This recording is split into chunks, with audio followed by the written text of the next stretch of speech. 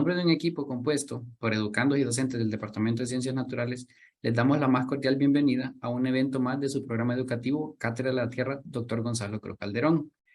Recordándoles que la Cátedra de la Tierra tiene como objetivo propiciar el conocimiento científico, tecnológico, la investigación, para contribuir al logro del desarrollo sostenible y mejoramiento de las condiciones ambientales de la sociedad. Es decir, pretende contribuir a desarrollar y fortalecer una conciencia sobre los problemas del planeta, para la adopción de hábitos, actitudes, valores que se traduzcan en acciones responsables y sostenibles con el ambiente. Para hacer sus preguntas y comentarios, se sugiere utilizar el chat y no la sección de preguntas, porque y el chat se habilita únicamente para los organizadores porque a veces se satura de mensajes y causa distracción.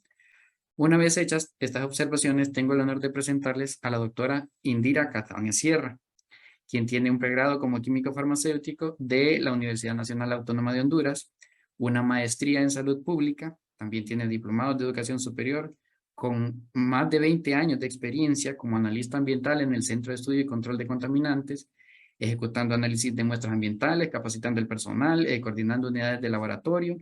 Ha sido docente de pregrado en Ingeniería Ambiental de la Universidad Católica, en Desarrollo Económico, Socioeconómico y Ambiente en la Escuela Agrícola Panamericana del Zamorano.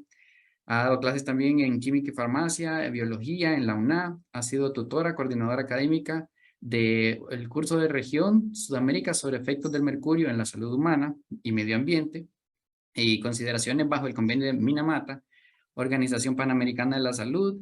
Es miembro del Comité del Diseño del Diplomado de Toxicología de la UNA, docente del módulo de Salud Ambiental del Diplomado de Toxicología de la UNA. Ha sido miembro de diversos comités en la ventana de químicos y residuos y tiene una larga trayectoria en cuestiones de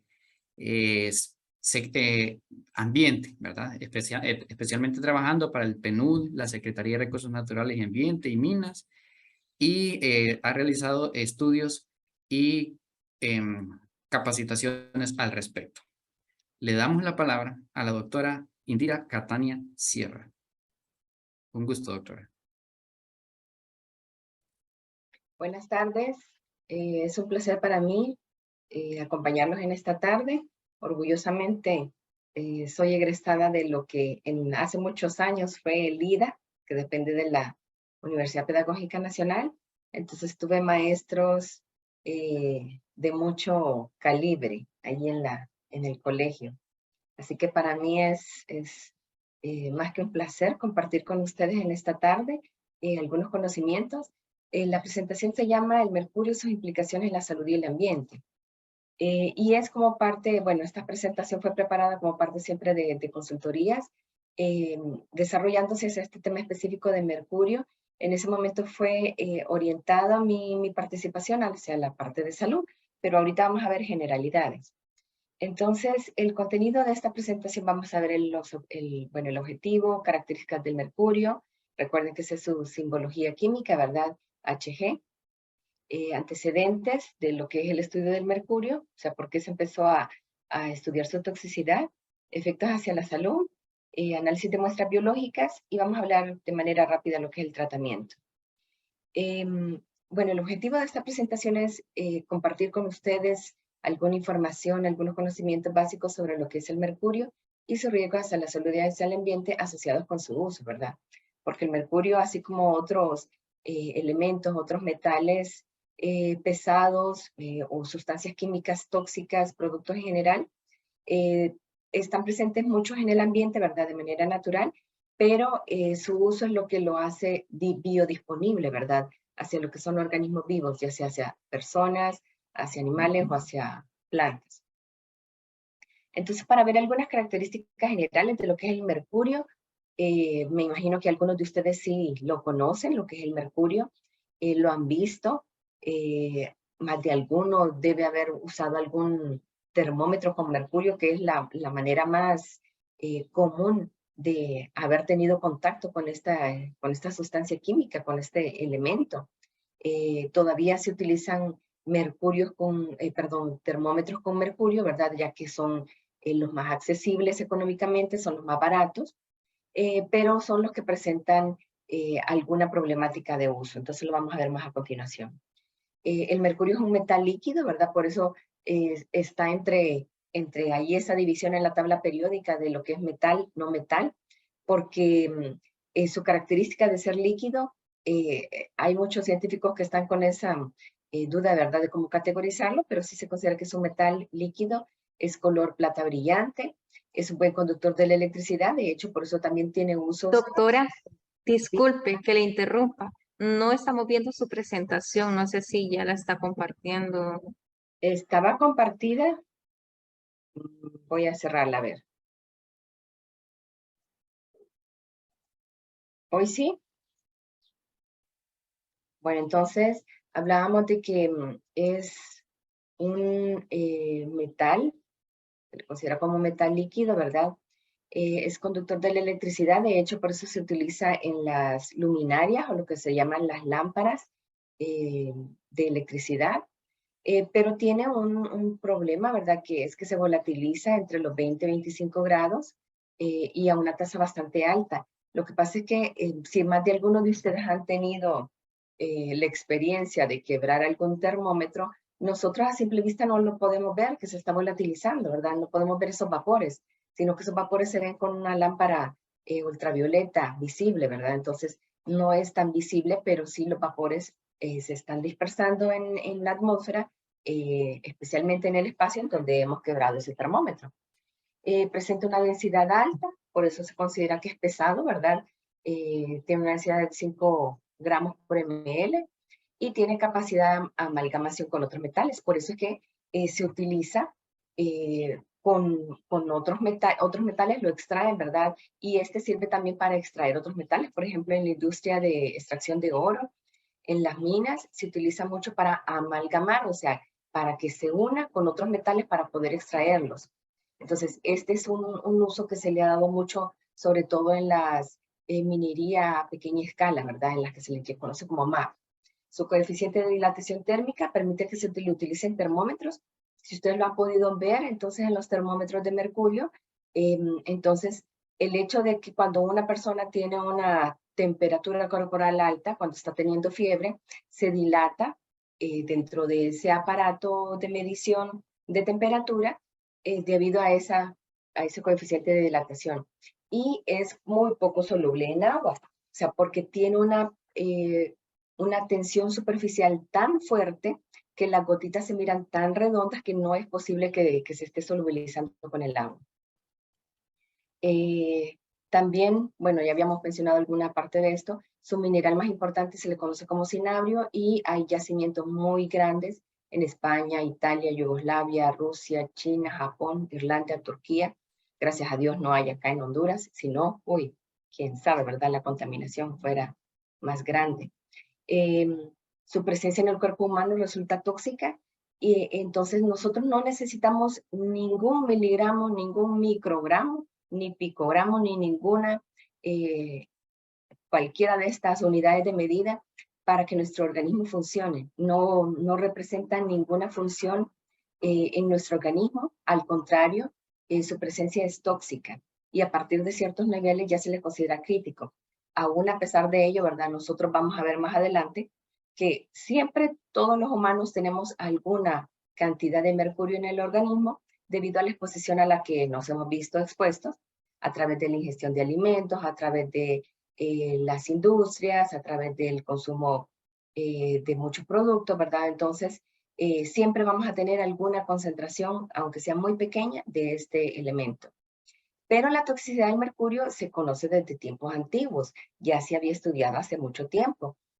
Aunque desde el punto de vista clínico, la primera apreciación de los efectos tóxicos fue ya por los años 1400, cuando se empezó a estudiar qué efectos estaba produciendo en el organismo, por qué, cuál era la sustancia química que estaba participando en esa aparición de algunos síntomas y signos. Entonces, ya se sabe de que los fenicios, antes de la era cristiana, lo utilizaban para extraer oro. También durante este tiempo, ¿verdad? Se conoce también de que ya se extraía mercurio y que era principalmente una actividad realizada por esclavos y convictos, extrayéndolo de minas, ¿verdad? Entonces, ya para ese tiempo ya se empezaron a estudiar algunas enfermedades que presentaban estas personas, ¿verdad?, durante esta actividad económica. En la Edad Media también se utilizaba ya sulfuro de mercurio como pigmento rojo, ¿verdad?, para algunos productos, y nitrato de mercurio también para la fabricación de terciopelo. Entonces, en este momento es cuando ya se empezó a hablar de la enfermedad del sombrero, y era sobre todo algunos casos de demencia. Entonces, esto se asocia mucho con lo que es la película de Alicia en el País de las Maravillas. ¿Se recuerdan? Que aparece ahí el sombrerero loco, ¿verdad? Porque en el terciopelo iba impregnado con mercurio, y el mercurio entraba en contacto con la cabeza de la persona que utilizaba esta prenda, ¿verdad?, de vestir, y entonces presentaba algunos signos y síntomas específicos de lo que es intoxicación por mercurio.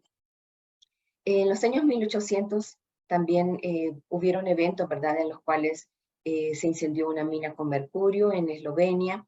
Este vapor de mercurio contaminó a muchas personas. También en esos mismos años, ¿verdad?, ya se empezaron a estudiar lo que era intoxicación por personas que trabajaban fabricando espejos de plata, ¿verdad? Entonces, que también utilizaban mercurio para su purificación. Hubieron otros años también, ¿verdad?, más adelante, en los años 1950, en los cuales se distribuyeron semillas para siembra de trigo que habían sido tratadas con el etilmercurio, que era en este caso utilizado como un fungicida. Entonces, muchas personas sufrieron intoxicación por la utilización, por la ingesta de estos productos, ¿verdad?, que habían sido tratados con este fungicida.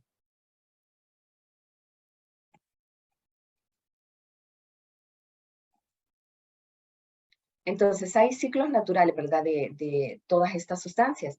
En el ciclo natural del mercurio podemos ver de que siempre estas sustancias, ¿verdad?, están presentes en la corteza terrestre.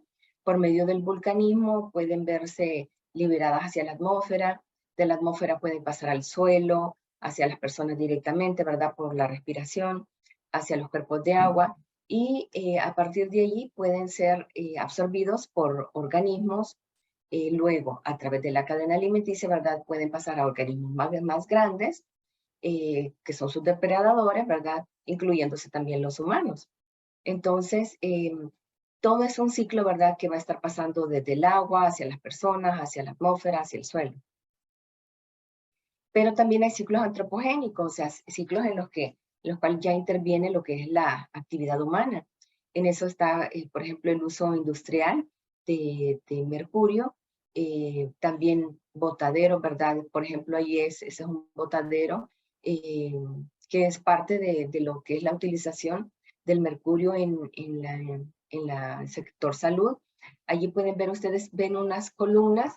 Esas columnas son con mercurio. Esos son tensiómetros o efigmomanómetros que se utilizaban hace algún tiempo, hace poco tiempo realmente, en los hospitales, en los centros de salud, para tomar la presión arterial de cualquier paciente, ¿verdad? Porque son los signos básicos que se le toman a un paciente: temperatura, presión arterial. Entonces ese mercurio, ¿verdad?, estaba dentro de una columna, ¿verdad? Y hasta hace recientemente es que ya el personal ha sido capacitado sobre cuando se desecha algún material. Hay que primero drenar esa columna de mercurio y guardar ese mercurio en un espacio especial. Entonces ahí hay vertido, ¿verdad?, de instrumental médico, que luego puede pasar hacia la atmósfera, hacia cuerpos de agua, donde los peces pueden absorber este metilmercurio, ¿verdad? Pueden transformarlo y también ir pasándose a cadenas alimenticias, ¿verdad? Siempre en el ciclo de mercurio todos los caminos van a conducir al hombre, nos dice este esquema, ¿verdad? Porque ahí ven un hombre que está utilizando o extrayendo mercurio, ¿verdad? Luego ese mercurio lo está utilizando en otras minas para amalgamar otros metales, como por ejemplo el oro. En la industria también se ha utilizado mercurio, pero luego, ¿qué es lo que sucede? Que ese mercurio es transformado por las bacterias hacia metilmercurio, luego es absorbido por el fitoplancton. Alimento, ¿verdad?, es consumido por peces pequeños, por microcrustáceos, y cada vez más en la cadena alimenticia va a ir pasando hacia otros organismos que al final van a llegar al hombre y se va a continuar ese ciclo. Entonces, el mercurio es un contaminante global de preocupación pública porque se transporta a largas distancias. Esa es una característica muy propia, si ustedes lo han visto, ¿verdad?, lo han estudiado, de los compuestos orgánicos persistentes. Aunque el mercurio no es un compuesto orgánico, ¿verdad?, pero tiene las mismas características.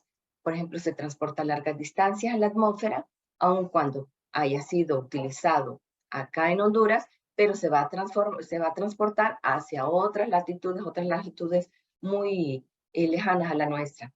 Persiste en el ambiente también, o sea, no hay un método para deshacernos del mercurio, de toda esa basura de los termómetros que nosotros tengamos, ya sea en casa, en laboratorios de análisis, en las minas. No hay un método de cómo destruir el mercurio o cómo desechar por completo, cómo disponer de una manera final o cómo darle un tratamiento al mercurio. No hay un método. Entonces, si el mercurio es arrojado o hay un derrame de mercurio, no se va a evaporar, ya sea, no es fotosensible, no es tampoco sensible o no se puede tratar por medios químicos, por medios térmicos, no tiene esas características.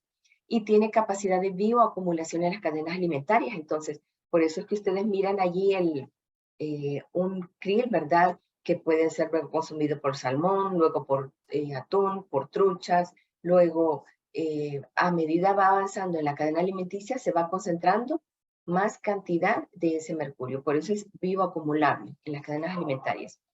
Y tiene un efecto negativo hacia la salud humana, incluso a dosis muy bajas de exposición durante vida prenatal, por ejemplo. Creo que ustedes ya lo han estudiado, ¿verdad? Cada una de las sustancias químicas o productos químicos.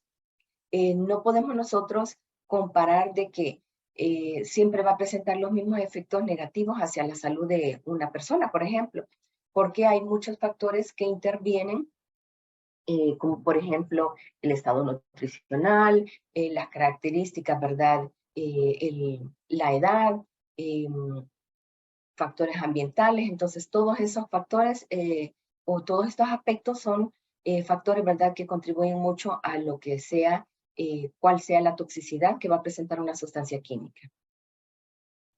Hay antecedentes específicos con lo que es el mercurio y esto fue un detonante para lo que se empezara a estudiar de una manera más académica lo que fue la contaminación con mercurio, y fue el accidente en Minamata. Y es que en Japón hubo un envenenamiento por metilmercurio en la década de los años 50, en donde se empezaron a ver que gatos especialmente que consumían esos pescados, ¿verdad? Ustedes saben que Japón es un país que su dieta se basa en lo que es la ingestión de productos del mar. Entonces se empezó a ver que gatos que consumían los peces de los alrededores, ¿verdad?, o sea, de los que eran extraídos en la bahía de Minamata, tenían un comportamiento errático, tenían un comportamiento como loco, se podría decir, hasta se lanzaban hacia el mar. Se empezaron luego a ver de que estos comportamientos también los estaban teniendo las personas. Entonces, vieron una relación que había entre lo que era la dieta, entre lo que consumían los gatos, ¿verdad?, también, y cuáles eran los signos y síntomas como problemas neurológicos, deterioro del sentido de la vista y los oídos, podía conducir hasta parálisis y muerte. Entonces se empezó a estudiar y hasta mucho tiempo después fue que se empezó a ver, miren, 12 años después, 10, 12 años después, fue que se empezó a ver que la causa de la enfermedad era la ingestión del pescado y mariscos contaminados con mercurio provocados por la empresa Chiso. Ellos lo que hacían era que producían acetaldehído y el mercurio era un catalizador en la reacción de la extracción, de la fabricación del acetaldehído. Entonces, ¿qué es lo que había hecho esta compañía? Durante muchos años habían vertido muchas toneladas de mercurio hacia lo que es la bahía de Minamata. Entonces, Hasta el año 2001 se habían diagnosticado casi 3.000 casos con la enfermedad de Minamata. ¿Qué era lo que presentaban? Presentaban una inflamación simultánea de muchos nervios, a lo que se conoce como polineuritis, perdían coordinación muscular, tenían sordera, alteraciones de la visión, temblor en los dedos, párpados, punta de la lengua, piernas. Presentaban, aparte de ello, cuadro demencial, o sea, ya era un comportamiento del sistema nervioso central, con insomnio, nerviosismo, irritabilidad, alteración del comportamiento, deficiencia de memoria, ansiedad, depresión, movimientos descoordinados e involuntarios, pérdida de apetito, nerviosismo y también escasa capacidad de concentración. Entonces, si ustedes ven, eran una cantidad de síntomas, ¿verdad? De signos, y estos son algunas imágenes de las que fueron más famosas, más representativas de lo que fueron daños por la enfermedad de Minamata. La imagen superior hasta ganó un premio, ¿verdad?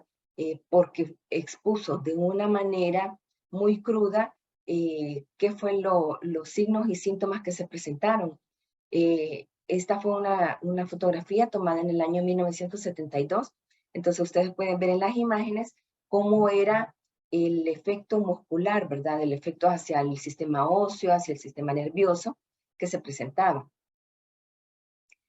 También hubieron otros casos, como casos de contaminación de mercurio en pañales en años como en 1980 en Argentina, ¿verdad?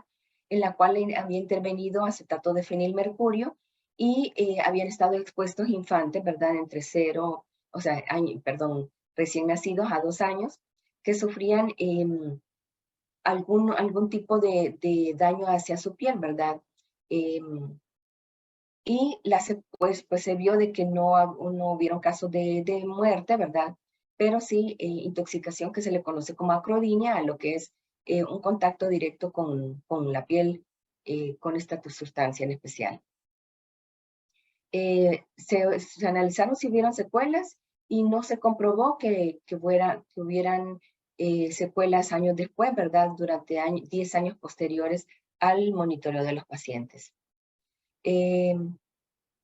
Pues al ver los efectos hacia la salud, a largo plazo producen esterilidad en el varón, atrofia testicular, puede producir también aborto espontáneo, malformaciones congénitas, tumores en el sistema nervioso central, y todo esto es porque provoca la muerte celular. Las células son más sensibles, principalmente en las neuronas del cerebro y del cerebelo, así como también en los riñones y el hígado. Se sabe que es neurotóxico, o sea, tóxico al sistema nervioso central, especialmente en el desarrollo de los niños, ¿verdad? También es tóxico en los riñones, en todas las células de los riñones, en las células de la piel. Ustedes lo vieron con la acrodinia, en la imagen que les mostré de los niños que habían tenido contacto con los pañales contaminados con mercurio. Daña también lo que es el sistema cardiovascular, el aparato respiratorio.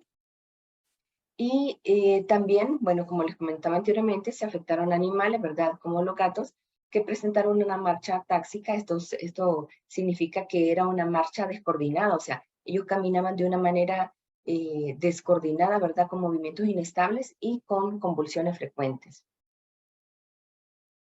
Hay diferentes vías de exposición al mercurio, por ejemplo, la inhalación, ya que los vapores se absorben principalmente por los pulmones, en una cantidad que va del 80 a 90% y produce entonces daños en la mucosa respiratoria, bronquitis, neumonitis.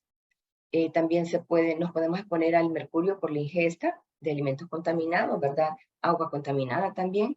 Y nos podemos exponer de manera dérmica, ¿verdad? Por medio del metilmercurio, ya que el mercurio, como vimos anteriormente al inicio de la presentación, puede presentarse en diferentes formas químicas. Para el análisis de muestras biológicas, principalmente lo que nosotros tenemos que ver es por qué órganos se absorbe, se distribuye y se acumula, ¿verdad? Para de acuerdo a eso, ver dónde es que se va a analizar.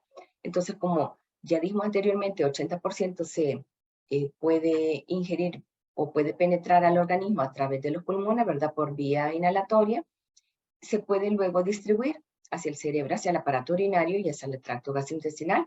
Entonces, de acuerdo a ello, es que nosotros vemos cuáles pueden ser las muestras en las cuales se puede analizar cómo ha sido la exposición de mercurio. Entonces, en sangre, el límite máximo de concentración es de un 3 a 4 microgramos por decilitro. O sea, esa es la cantidad máxima que una persona puede tener en su sangre de concentración, ¿verdad? Para que no presente efectos negativos hacia la salud. En la saliva es de 0.015, el límite máximo de excreción en la orina es de 25 microgramos por decilitro, y en las uñas de 5 partes por millón. Ahora, en el cabello tiene cantidad abundante de glucosulfidrilos, entonces la concentración de mercurio es bastante alta, es mayor que en la sangre. Entonces, es normal por eso que nosotros tengamos cierta cantidad de mercurio, ¿verdad? En la sangre, porque en esta muestra biológica se acumula en una alta concentración. Entonces, ¿qué es lo que se toma normalmente para análisis de mercurio? Se puede tomar orina, se puede tomar sangre y se puede tomar cabello principalmente. También las uñas, ¿verdad? Y el análisis en cabello permite obtener datos con respecto a cómo ha sido la exposición a través del tiempo, porque el cabello nos va creciendo. Ahora, el pronóstico es con respecto a que cuando ha habido alguna intoxicación crónica, o sea, que ha sido a través del tiempo, ¿verdad? Ha sido una exposición que ha sido durante varios años, las lesiones renales ya son irreversibles, o sea, el daño en el riñón ya no se puede mejorar, pero en el sistema neurológico puede mejorar de manera escasa. Ahora, si ya se presenta un cuadro de demencia porque ha sido una intoxicación crónica muy extensa o porque la concentración a la que nos hemos expuesto ha sido muy grande, ya la demencia es irreversible.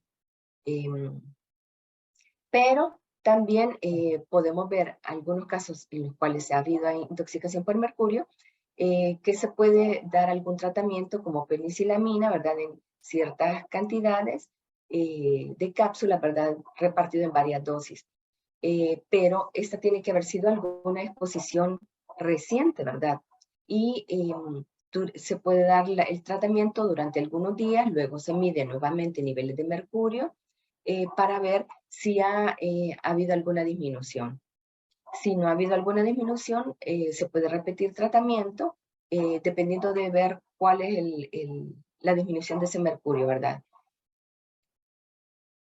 Y bueno, en cuanto a lo que es la gobernanza internacional, o sea, lo que es la agenda química internacional de la gestión del mercurio, pues para este elemento específico se creó lo que es el convenio de Minamata, que este es un convenio, ¿verdad? Es el último de la serie de los convenios sobre desechos y productos químicos, es el que le sigue al convenio de Estocolmo, y este tiene muchos objetivos, ¿verdad? Y dentro de los cuales era que para el año 2020 los productos químicos que utilizaran mercurio se dejaran de producir, de fabricar y de importar.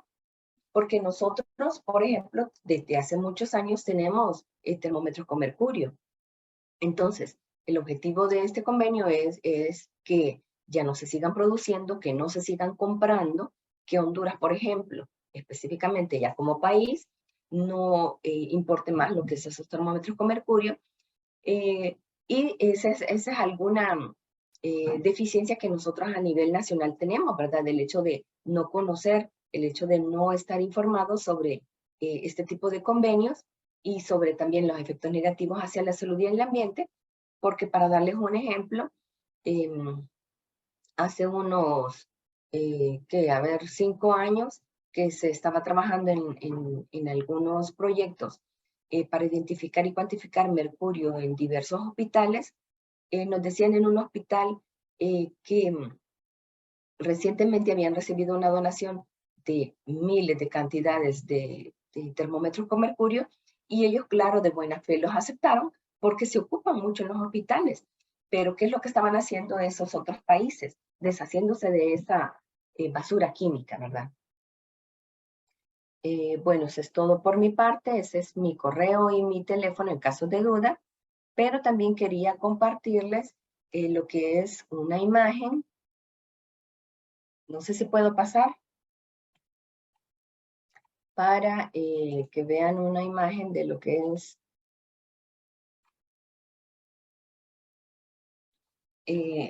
este procedimiento para recolectar pequeños derrames con mercurio, y que es muy importante porque más de alguno de ustedes, incluso yo, tengo un termómetro de mercurio.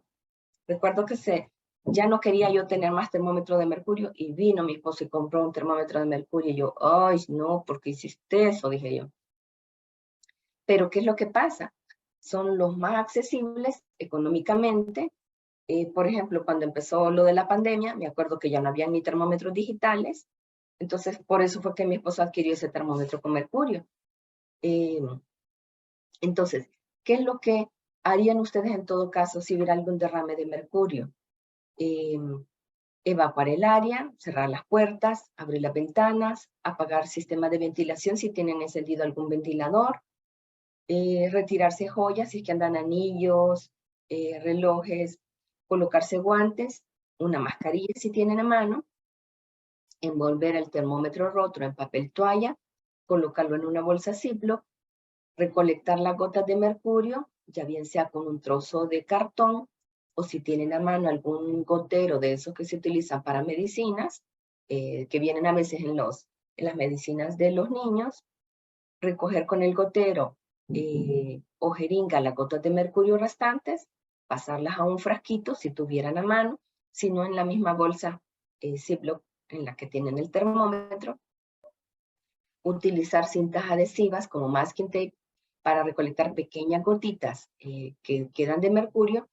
Y la verdad es que nosotros en nuestro piso de la casa hay hendiduras. Entonces en esas hendiduras tienden a depositarse algunas gotitas con mercurio. Entonces ubicar con un foco de mano presencias de gotitas que van a brillar cuando ustedes enciendan ese foco y utilizar azufre en polvo para identificar si hay mercurio allí presente, ¿verdad? Entonces, estas son algunas consideraciones, algunas guías rápidas de qué hacer en el caso de que algún termómetro con mercurio se le llegue a quebrar.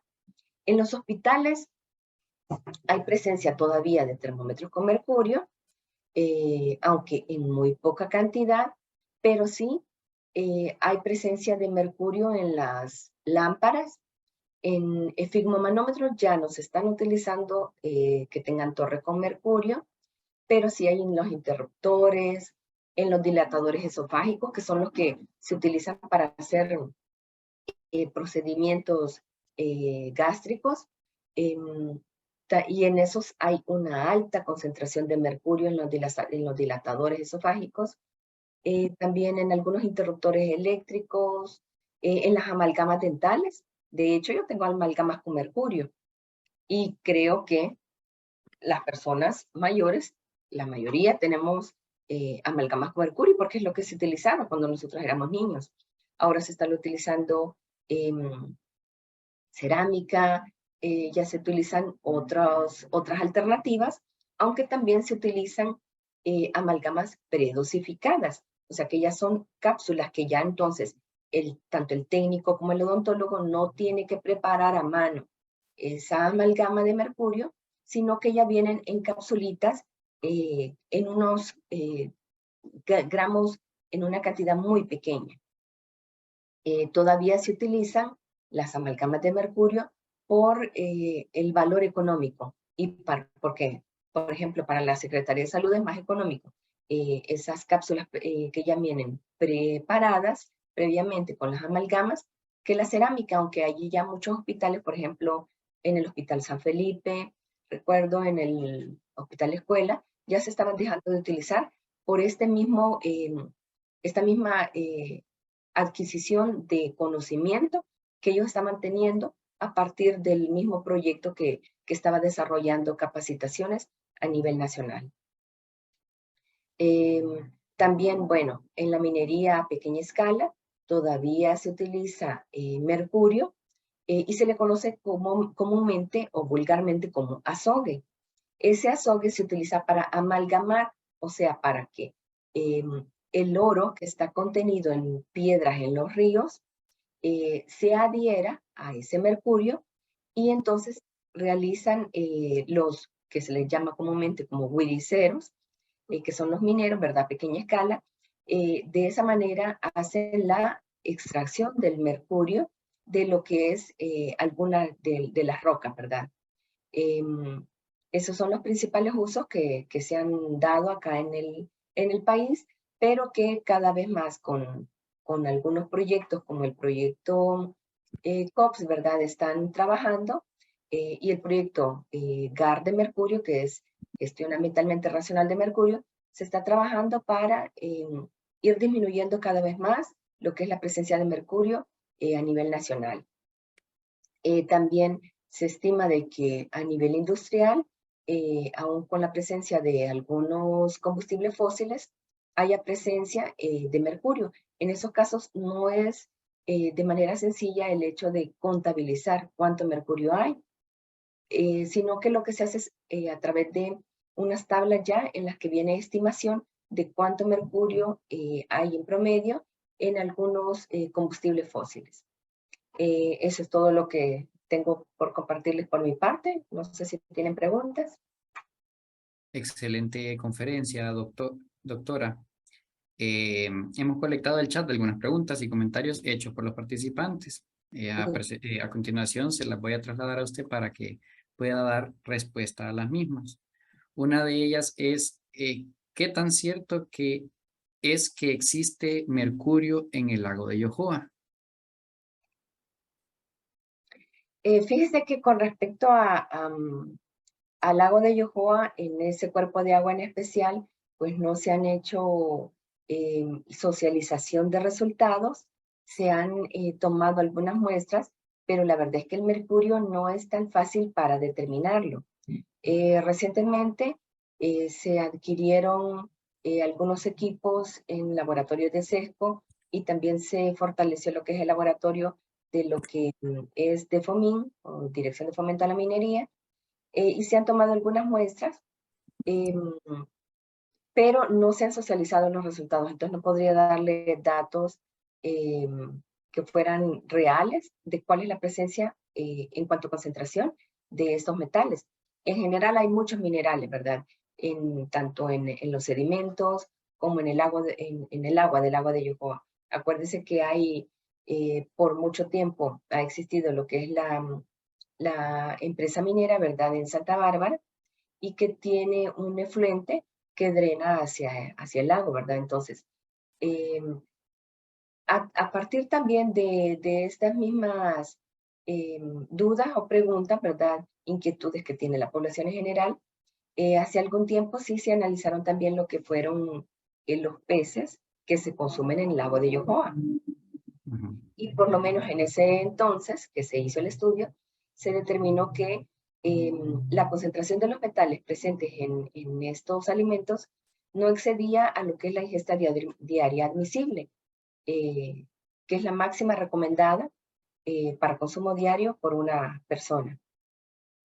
Ok, o sea que no hay que tener miedo de visitar ahí estos restaurantes del lago de Yohoa, ¿verdad? Y comerse un pescadito, No, aunque sea una ¿sabe vez al por qué? mes. No, claro que no, porque eso tiene mucho que ver también con qué tanto nosotros comemos, ¿verdad? Nosotros no es a diario que estamos comiendo. Y aún así no superaba, aunque una persona consumiera a diario ese pescado frito tan rico con las tajadas y la Ajá. cebollita, no iba a representar un riesgo para la salud humana porque no excedía lo que era la ingesta diaria admisible. Listo. Otra consulta. Dicen, ¿qué enfermedades a corto plazo puede provocar el consumo de mercurio? Me imagino que va por el mismo ejemplo de los peces, ¿no? Sí, bueno, ahí estaba en la presentación, se le llama saturnismo o plumbismo, a la intoxicación que presenta la exposición con mercurio. Entonces, todo depende, así como en cualquier sustancia química, todo depende cuál sea la concentración a la que una persona se ve expuesta. Nosotros, como simples mortales que no trabajamos ni en una mina, ni en una industria que extrae mercurio, no somos mineros, no vamos a presentar una intoxicación por mercurio. Ese tipo de problemática en la salud la podría presentar una persona que estuviera trabajando directamente en una industria a la cual se viera expuesto a diario. esa sustancia química. Ok, otra dice, ¿será cierto que el termómetro de mercurio es más confiable que esos termómetros digitales para la toma de temperatura? La verdad que no, fíjese que se han hecho comparaciones y los termómetros digitales funcionan de manera muy apropiada. El, la creencia era que sí, el termómetro de mercurio era más preciso, pero sí se han hecho comparaciones y la verdad es que no difiere. Eso depende mucho de las marcas. Acuérdense que los termómetros digitales funcionan a partir de una batería, ¿verdad? Que son baterías Sí. de botón, que se les llama, ¿verdad? Entonces, que esté con una batería en buen estado. Entonces, se han hecho comparaciones y la verdad es que funcionan muy bien ambos. Esa era la misma creencia que se tenía antes también con lo que era el efigmomanómetro. Existen los efigmomanómetros aneroides, existen los que son los convencionales, existen los efigmomanómetros de torre de mercurio, existen unos digitales también, pero también se han hecho comparaciones y la verdad es que presentan resultados muy aproximados entre todos. Ok, como se habla de la minería, ¿verdad? Y que existió minería en Honduras y que todavía existe, ¿verdad? ¿Qué tipos de alimento que se consumen a diario podrían tener mercurio? Tendrían que ser siempre los peces, Ajá. pero eso depende mucho también de qué pez, porque acá en el país no hay una guía específica de qué peces son los que más depositan mercurio en su organismo, a diferencia de otros países en los que sí ya se ha hecho una caracterización de niveles de mercurio en diferentes especies. Acá en el país no se ha hecho. Siempre tendrían que ser los peces también, pero tampoco es que nosotros consumimos a diario pescado frito, por decirle, o atún o salmón. No es un alimento que se consuma a diario, como sí es la dieta en los países orientales. Ok, y la penúltima, por cuestiones de tiempo, doctora. ¿Una intoxicación por mercurio podría estimular síntomas de autismo? Eso sí lo había escuchado yo en otro Sí, contexto. de hecho, ese es uno de los temores que un cierto número de población tiene hacia las vacunas, porque las vacunas multidosis, ¿verdad? No las unidosis son las que ya vienen específicamente para que se le aplique a una persona y ya, ese frasquito ya se bota porque es unidosis. Ajá. Pero las vacunas multidosis tienen un compuesto de mercurio que es específico para la preservación de ese, sirve como un preservante o como un conservante, ¿verdad? De lo que es la vacuna. Pero se ha habido cierta,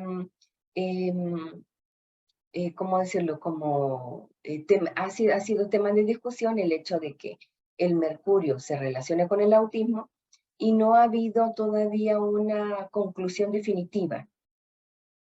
Ahora, con el hecho de las vacunas está el tema de que siempre hay una balanza, ¿verdad? ¿Qué pesa más? El hecho de que el autismo se presente en un porcentaje tan bajo, ¿verdad? O el beneficio que traiga la vacunación infantil sobre todo, ¿verdad? Porque ese era un tema de los que por eso en algunos países de Europa estaban en contra de la vacunación infantil, no para este tema ahorita del COVID, sino de otras enfermedades como polio, sarampión, rubiola, peras. Pero entonces se hablaba sobre, se discutía eso, cuál era la balanza, ¿verdad? ¿Qué pesaba más? El hecho de ligar al autismo no es un estudio que se haya desarrollado de una manera muy académica.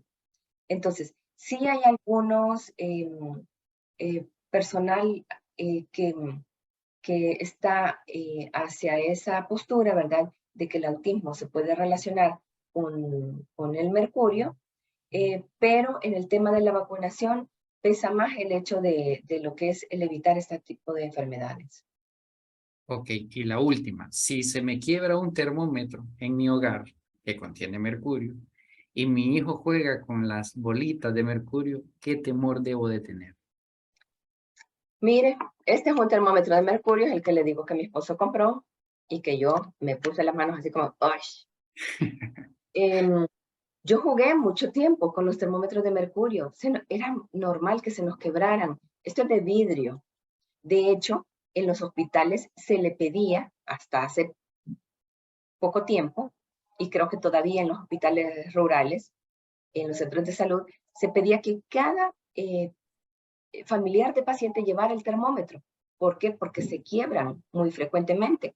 Pero yo era de las que recogía las bolitas y jugaba en la palma de mi mano.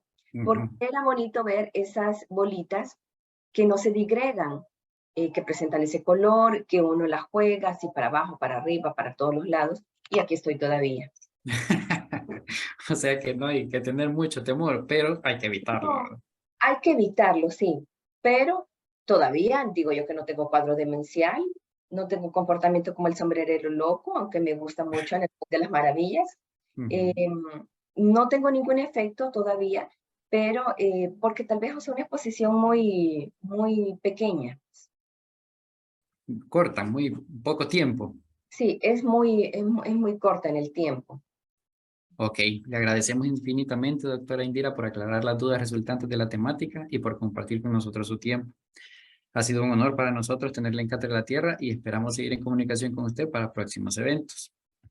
Muchísimas Bueno, gracias, doctora, un honor. muchas gracias. Que tengan buen día. Fue un placer. Igualmente, igualmente.